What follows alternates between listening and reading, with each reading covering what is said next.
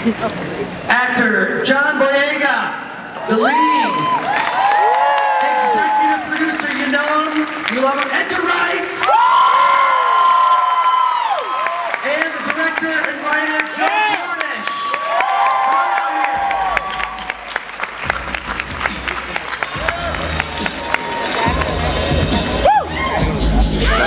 Line up for your questions right here, but I have a lot of questions right off the bat. Joe and Edgar, how'd you guys meet?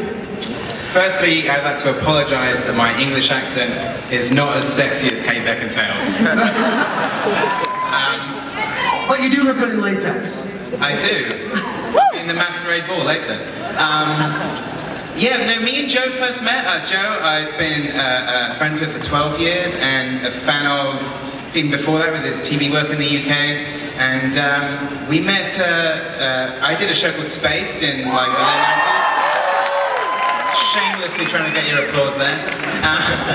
And Joe did a show on the same time called The Adam and Joe Show. And we, thank you. We met at a DVD store in London.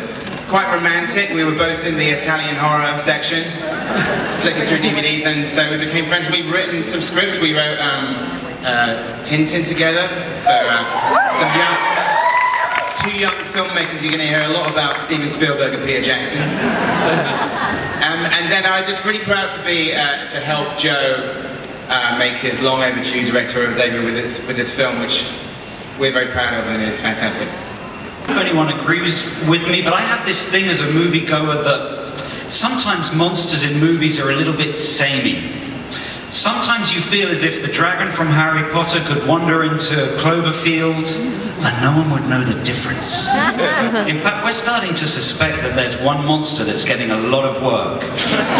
We think we've seen him at the Soho House. So we wanted to do something different. I wanted to go back to practical creature effects. I wanted a creature that was in the room with my actors. When my aliens jump on Mr. John Boyega, they really jump on him. When they smash through a window, they're really there.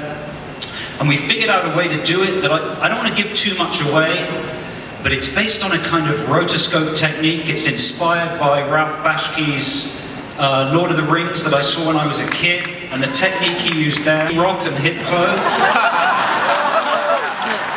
with all great respect. Yeah, I wouldn't put them up against the monsters in this. Go ahead. Yeah, this question is for Edgar. Big fan of Hot Fuzz and Shaun of the Dead. My question is, what's the status of the third film in the Cornetto trilogy? Me and Simon Pegg. Me and Simon Pegg are going to start writing next month. That's it, there's your status. Next question. Hi, this is for Edgar and Anna, and yeah, just a simple question. Was it terrifying working with Steven Spielberg? Thank you. No, he's amazing. He's incredibly funny. He's exactly the person that you think he would be, you know, from all the making of. But one funny thing, when me and Joe worked on Tintin, Joe said that accused me of that I kept touching Steven Spielberg's arm during any anecdote, and I sort of, any time I had to speak to him, I'd be always like sort of just touching his arms.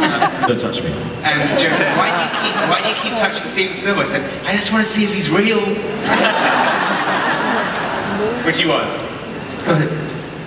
Hey, Joe, I just want to say so far it looks great, man. And but I just gotta ask you, man. I'm sorry to bring it up, but any connection to Ant-Man still, or what's going on with that? Me and Joe, we just handed in a draft on Monday. We've been working on it. In the time since we started writing on it, between the two of us, we've made 3 films. So it's a project that we keep returning to because we're really excited about it, and the script keeps getting better. And we just handed in one on Monday and done some concept art. So I hope it's something that happens soon because we're excited about it. Go ahead.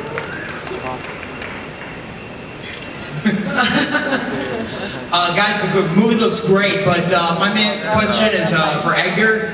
You did the rom-com zombie, you did the buddy cop movie, you got the end of the world coming up, you got the alien invasion. After Ant-Man, what's next on your plate, man? Is that not enough for you, for fuck's sake? Jesus. Next, yeah, we'll be going. Okay. I feel bad now. He's walking off like peanuts.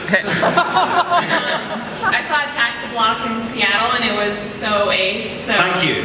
Yeah, and my question is for both Joe and Edgar.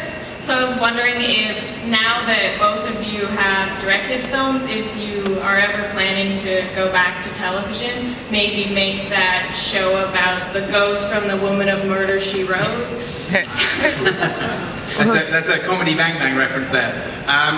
Would we go back to TV? If it was the right thing, go back to TV, yeah. I mean, it's a great medium, and like, some of the TV that's being produced in this country at the moment is incredible, you know, shows like The Walking Dead and stuff. So, yeah, if it was the right thing, I wouldn't rule out doing something on TV again. Can I answer that? I love the big screen experience. I love the theatrical experience. I've gone out of my way with Attack the Block to make a movie that works on the big screen. This is a movie that plays to crowds. It's a movie to see with friends. It's a movie that'll make you cheer. And I gotta say, a badass in the movie. So how'd you get into that zone at, so early in your career?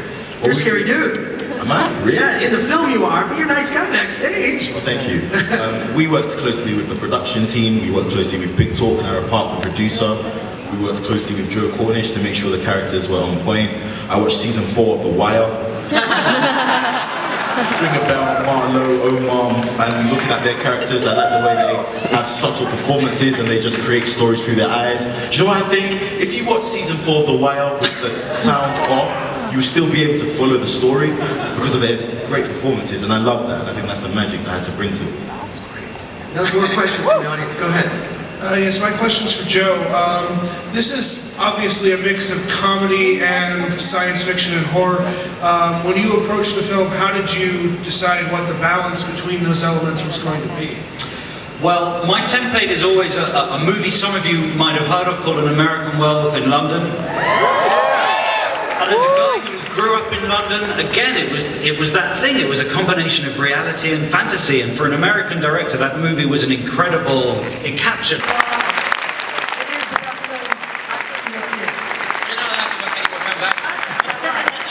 Thank you, Comic-Con. It's been a privilege to bring this film here for our first film. We're psyched. Thank you for coming.